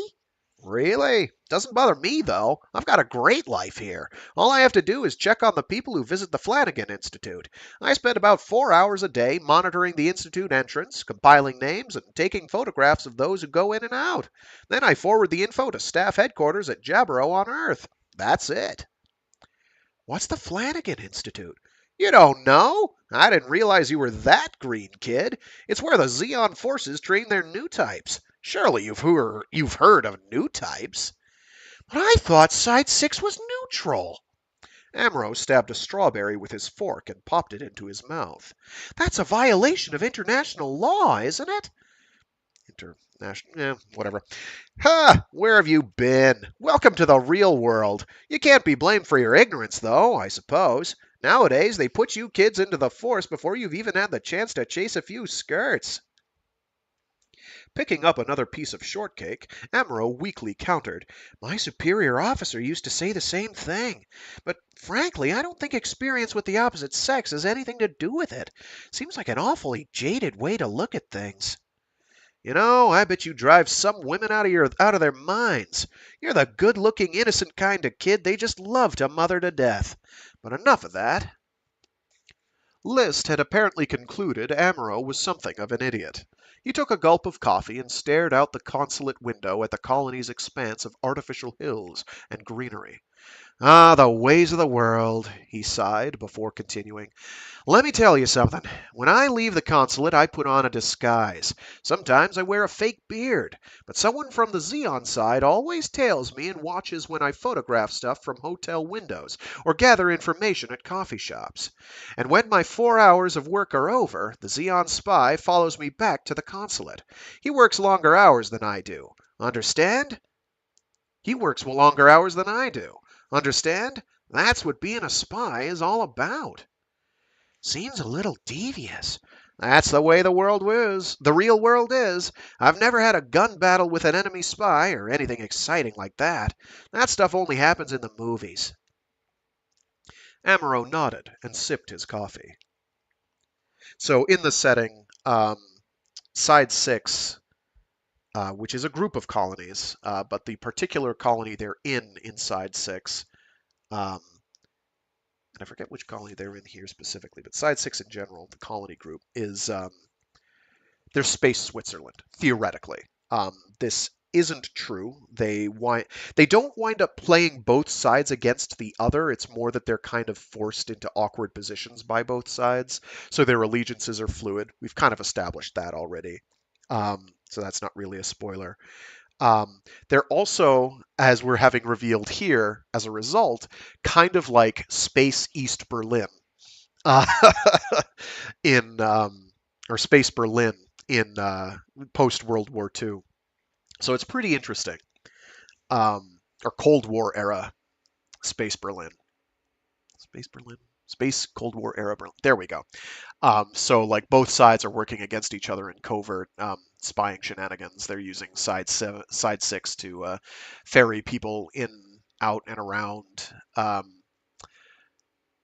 For even more about life on side six, you can watch the animated OVA series 0080 War in the Pocket, which is excellent and easily one of the best Christmas uh, movies you can ever watch. It's not really a movie; it's 3 episodes, so it winds up being about movie length anyway. But it's very good. It's very good. It's pound for pound maybe the single greatest thing that the Gundam franchise has ever spawned.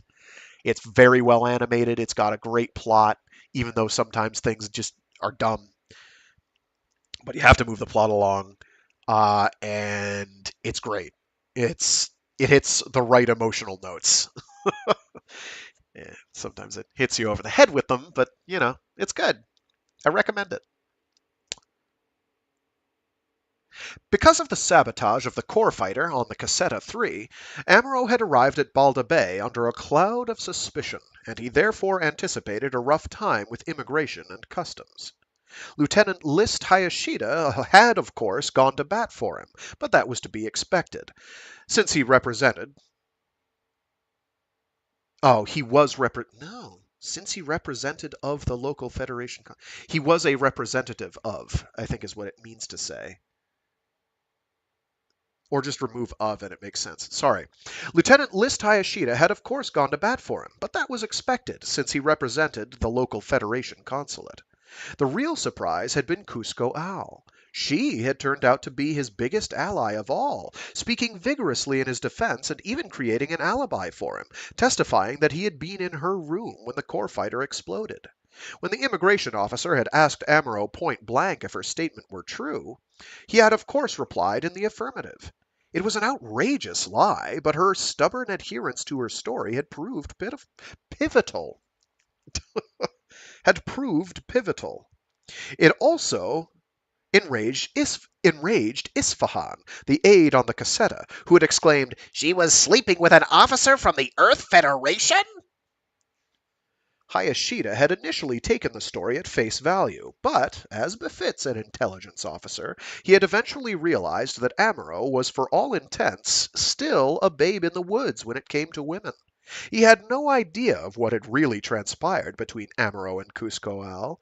It was a mystery to him, but it was not his main concern. It had been specially commanded by General Revel, who had just occupied Zeon's Granada moon base, to take good care of the young ensign.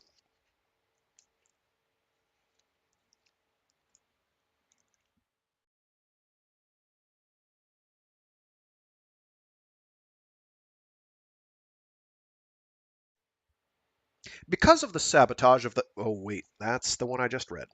Oops. Amuro stared at the bluish tone of List's freshly shaved chin and decided to change the subject. May I assume that I can return to my unit soon? Sure, the lieutenant muttered, pulling a photograph from his vest pocket and tossing it down on the table between them. But take a look at this first. Amuro was stunned. It showed Cusco Al, of all people, running up a flight of imitation stone steps. She seemed to be looking at the camera. Her full lips were formed in a smile. This isn't a one-time thing, pal. I wouldn't show it to you unless I knew just what I was talking about. I saw her enter the Institute 3 times, and just to make sure, since I've only been on the job here for a little over a month, I even checked my predecessor's records. Except for the last 10 days, she's been visiting the Flanagan Institute almost daily for over 6 months. She's officially on the Institute's staff, but she's not a regular employee. She's a new type. You must be kidding, a shocked Amuro whispered, picking up the photo and scrutinizing it. Is this building the Flanagan Institute? Hey, the photograph's yours. Use it for reference. I didn't know. The lieutenant smiled weakly. Amuro looked up at him. So tell me, List said, what's a core fighter? It's an escape capsule for a mobile suit. It contains the entire cockpit. Of a gym suit? Yes. Something stinks here, Ensign. What do you mean? Listen, don't take it personally, but from my perspective, you don't know zip about the ways of the world. Still, there's something else I don't understand going on here. I don't think you're leveling with me. Really? Really. I know maybe you're thinking I'm a new type too, but I'm not. I haven't had any special training at all. Well, then how come I received a direct order from General Revel concerning you? I even heard your name from the immigration office. Ordinarily, Federation military people are just checked for their identity and the unit they're attached to, and then cleared.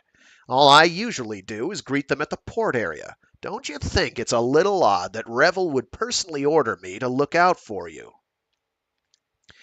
Maybe it's because my unit was annihilated on Texas. Don't play me for the fool, kid. List was getting visibly angry. No, it's true. I don't have any of the traits associated with new types, and even if someone told me I was one, I wouldn't believe them. But Amuro seemed to suddenly recall something. what if I were? List stood up and informed Amuro that a Federation transport was scheduled to depart from Balda Bay the next morning at 5. Then he announced in a flat voice, Cusco Al's a new type. Her ID number's J6159. She'll leave the Flanagan Institute at 6 tonight and return to her quarters. Amuro smiled. Really? Thanks for the information. It dawned on him that he was being set up.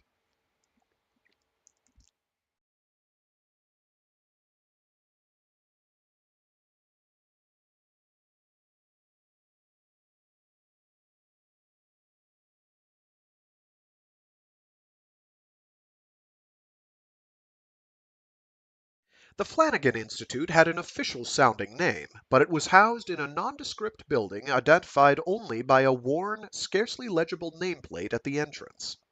In front of the building there was a broad flight of stone stairs, of over a dozen steps, the same stairs Amuro had seen in the photograph. The building was bordered by Himalayan cedar trees on a property facing a 4-lane highway. It was a typical colony office building. In an Ella car, borrowed from the Federation consulate, Amuro stopped in front of the Institute's parking lot.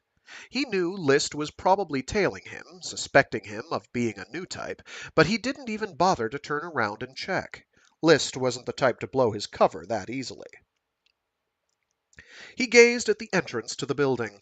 It was long past normal closing time.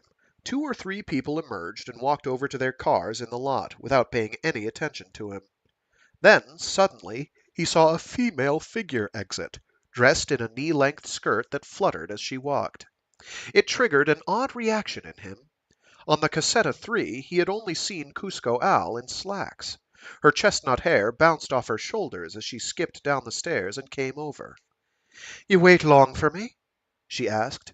Less than 30 minutes, he answered, turning the key in the ignition. She sat in the seat next to him, and he sensed the power of her presence. It was a warm sensation, and he liked it. He had planned to check his rear-view mirror before pulling out, but he was so distracted by the sight of her hair that he forgot. To his surprise, she said, Don't even bother. Don't even bother. Someone will follow us anyway. He stepped on the accelerator and spun the Ella car onto the highway in front of the Institute. Sorry, he said. Sorry for what? Sorry if it seems like I was lying in wait for you here like this. I saw you through the glass doors of the building entrance. What were you doing? Lying in wait for you. I knew you'd come. I knew if you were at the consulate you'd learn about this place. It's been 3 days, hasn't it? I knew you'd come. That's why I wore this skirt. There's some sort of female intuition or what? Probably. I knew I'd never see you again if I suddenly had to go to Earth or relocate to the front lines. But I also knew you were still on this colony. Oh, sorry. But I also knew if you were still on this colony, you'd come today. Cusco smiled happily as she said this, but Amuro sensed something else, something indicating she was playing with him. Was it an illusion? He imagined her saying something like, "You really are kind of cute, aren't you?" Tensing slightly, he smiled back and said, "Mind if I ask you something else, Cusco?" "Sure, go right ahead." "Are you using some special kind of psychology to figure out what I'm thinking?" I don't know anything about psychology, but we've been attracted to each other since we first met. Hey, isn't that enough?" She didn't call him baby, but Amuro sensed that she wanted to. She was only a little older than he was, but something made her sound like she was talking down to him. What was it? He wondered. "No, I, I don't think you understand," he stammered, quickly regretting that he had ever come to meet her. "You really are kind of cute, aren't you?" she said, and then she giggled. Amuro stopped the Elakar. Cusco stopped giggling and stared at him. He stared back at her gray eyes. In his peripheral vision, he noted her beautiful skin and the lines of her body. "Get out," he said. "But I—" Cusco, taken aback, was at a loss for words.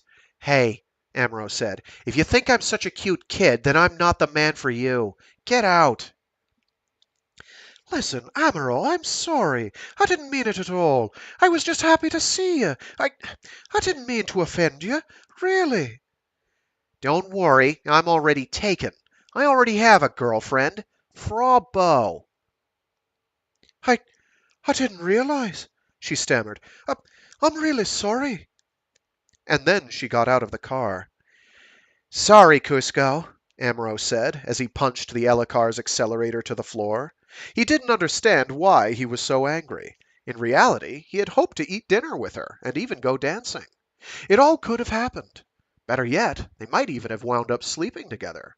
He knew all he had to do was to turn the Elakar around.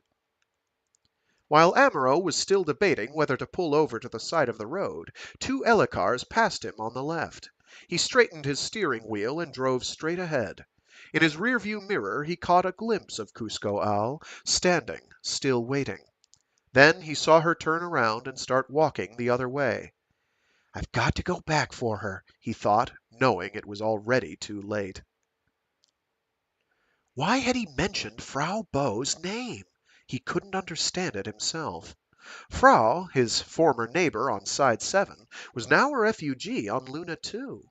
In spite of being younger than he was, she had always tried to mother him. She was more than his first love. She was almost like a sister. It was true Frau was waiting for him. He clearly remembered her telling him when they had parted. But he never should have blurted it out.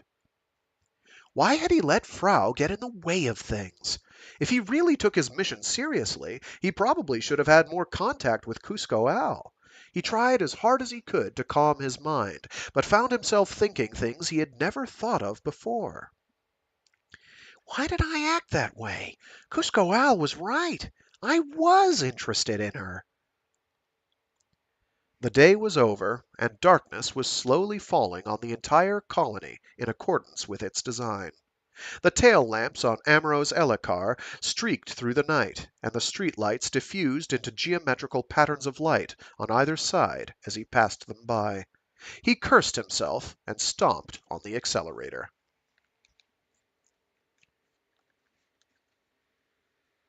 And that will do it for today. Hopefully people dug it. I realize Monday mornings are tough for this sort of thing. I apologize that it's apparently very tough for me now due to my adjusted work schedule. Sundays are long days for me, and it takes me most of the week to recover. Um, and unfortunately, Monday is right on the firing line, so I try my best, but I don't always uh, make it work as well as I'd like. Anyway, um, So people who've watched the original TV series are probably like, who are all these people? What is going on? To which I say, isn't this awesome? We're fleshing out the setting even more. How rad is that? Um, it shows that the setting had a lot of thought that was put into it and is capable of a lot of cool stuff. Um, yep. Don't tell Bandai, though. They'll just keep merchandising the hell out of it. Oh, wait, they already have. Anyway, um, model kit sales. It's all about the model kits. So if you're wondering why it's so rough, it's because I'd read these live. Live narration every Monday, Wednesday, and Friday, starting at about noon Eastern Standard Time, um, or East Coast US time, whichever you prefer to use to find out what that translates to your own time zone. I realize it being noon in the morning is morning for anyone on the West Coast, and evening for anyone further ahead on the time chart. Um, I know I've had some viewers from Australia. I don't know what you're doing awake at. Jesus, it's like 13 hours difference for you. So it's like 3 in the morning there. So wild. Um, right now it would be 3 in the morning. It would be like 1 in the morning otherwise when I start. So you have no business being awake at that ungodly hour. Get some Z's. Holy criminy. Watch it after the fact, which is why they're all on YouTube, conveniently.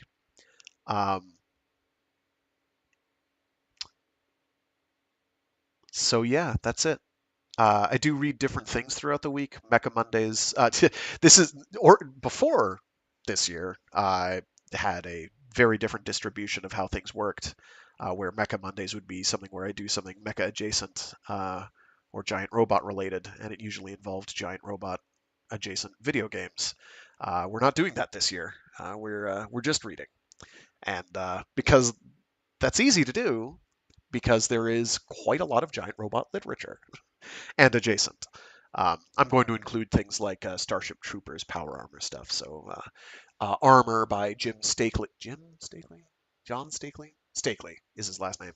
Is also in the offing. I want to get to that this year if I can, as well as Full Metal Panic, which is and I'll probably do a read through on my own of All You Need Is Kill just to see how viable it is to read that aloud. I think that should be fine because I know people have already requested it. Um, so we'll get around to that. Um, Wednesdays used to be Warframe Wednesdays. Now they're reading whatever day, Wordy Wednesdays. Right now we're reading through Radicalized, the short story collection by Cory Doctorow. It's very good. It's subversive in its way.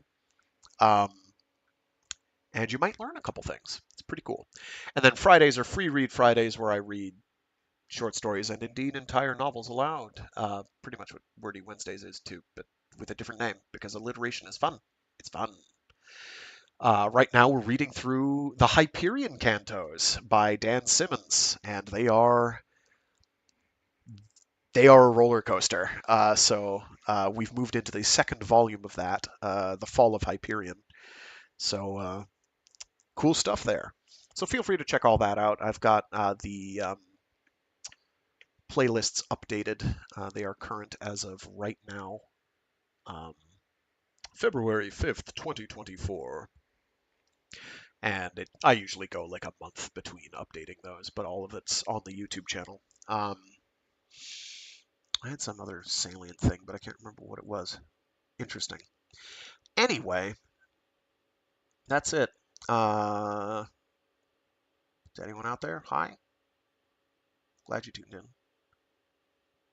Stay safe, stay sane, and be decent to each other. That's it. I'm gone.